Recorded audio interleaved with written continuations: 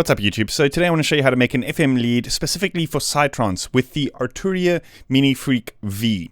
So this will apply to the hardware Arturia MiniFreak as well, but I want to do this in the MiniFreak V because it's a little bit easier for me to show you exactly what's going on with the parameters. That being said, the preset that I'm going to be creating, I'm going to upload to my Patreon, and it will be able to be loaded on both the MiniFreak hardware as well as the software. So for those who own either or for those who want to just understand a little bit more about how the synth works, this is the video for you. Okay, so I also just want to give a quick shout out to Arturia. They did actually send me the MiniFreak synthesizer for the purpose of not only this video, but a couple of other videos. So if you're wondering if it's going to alter my opinion in any way, this is not a review. This is more just like a tutorial on how to use the synth. So the opinion is up to you. Do you like the sound of it? Is it something that you want? Then consider getting the synth. Anyway, they didn't ask to see the video beforehand or anything like that, so they're not altering my opinion in any way. So without further ado, let's dive into the video.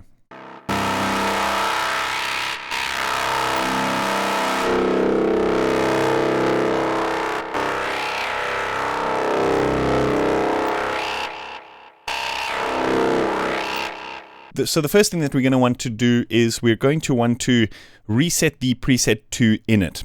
We can do that in the top left corner over here. Click New Preset. So the sound that we're going to be creating today is going to make use of the 2-operator FM mode within the MiniFreak. It's a pretty basic FM sound that we're going for today, but I think the real magic of this preset is using the effects in the MiniFreak to really bring out the tone of the FM. So first and foremost, we want to set the oscillator over to 2-operator FM mode. Then we want to turn the amount up all the way. We can use a bit of feedback over here if we want to add a little bit more high frequency to the tone, but I would say don't go too much on this because we're going to still add quite a few effects to actually bring that high frequencies out in the sound.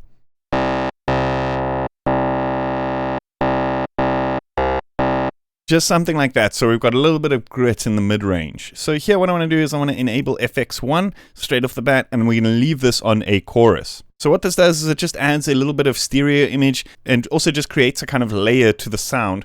But now what we want to do is we want to use FX2 with a distortion. This is a little bit, I would say, unorthodox. You know, often you put distortion before the chorus because you don't often want to distort the delayed and like layered signal. But I guess in this context, it really adds a kind of richness and kind of almost dynamic tail to the FM sound.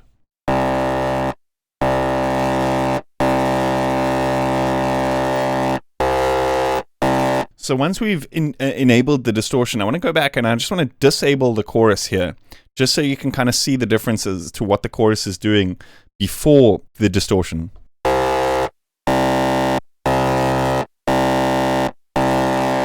Yeah, it just adds that kind of liveliness to the sound. So there's several ways that we can take this from here. We could either add another distortion over here that can kind of just add extra grit to the sound. You can actually choose from a couple of different presets over here. And so we can get a little bit more gritty with the sound.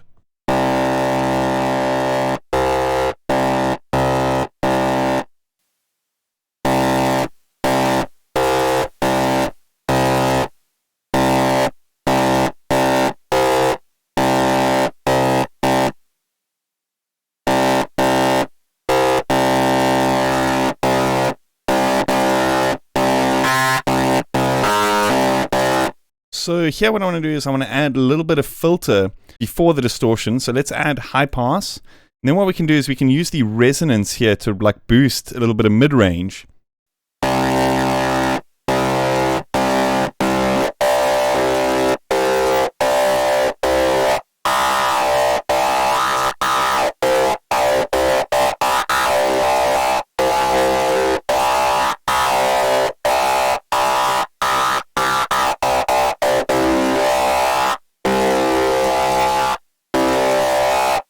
You see how we really have that tonal control over the sound by boosting the mid-range before the distortion and then sweeping that frequency over here.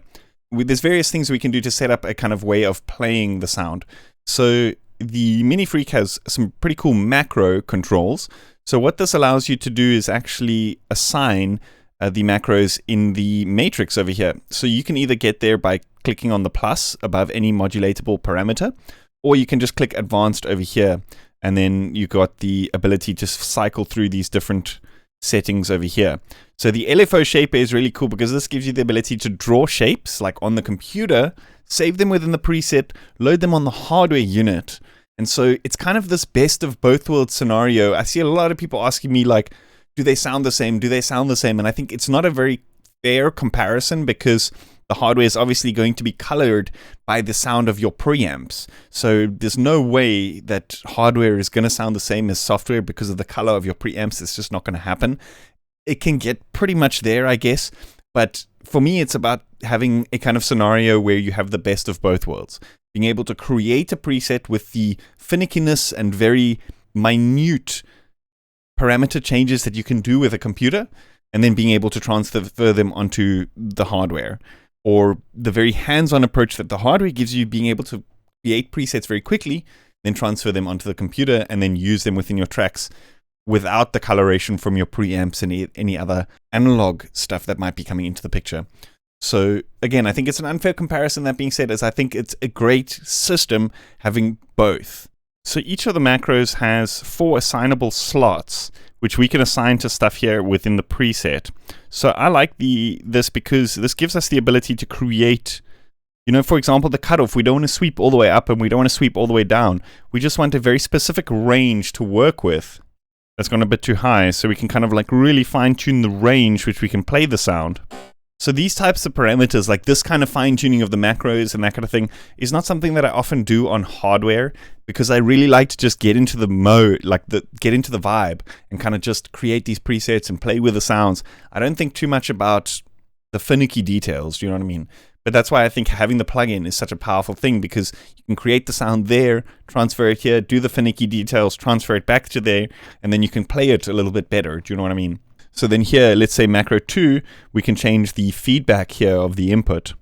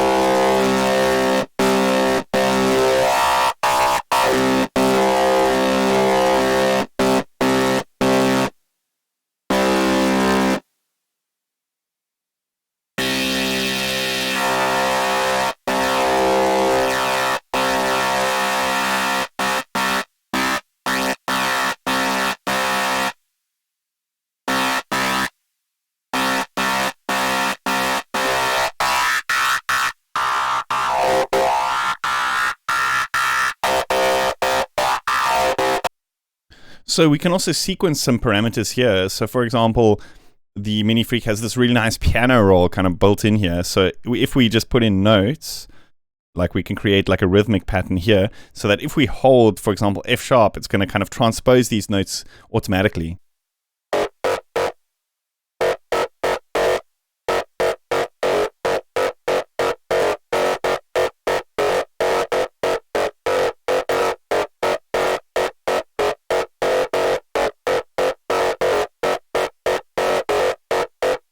And then we can also assign more macros here to this modulations parameters.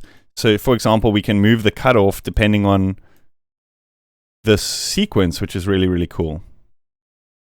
Again, kind of more finicky things I wouldn't end up really doing too much on the hardware, except, if you do it on the hardware, you kind of get more sweepy effects because you're doing it live. So it's different ways of playing the sound,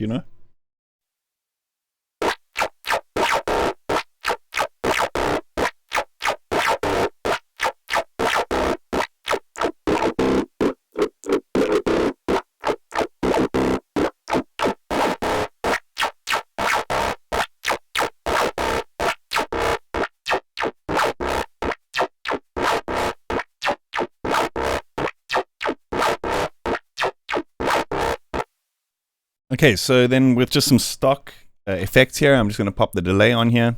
I think we've overcooked the sound a little bit with the sequences. So we can actually just turn that off.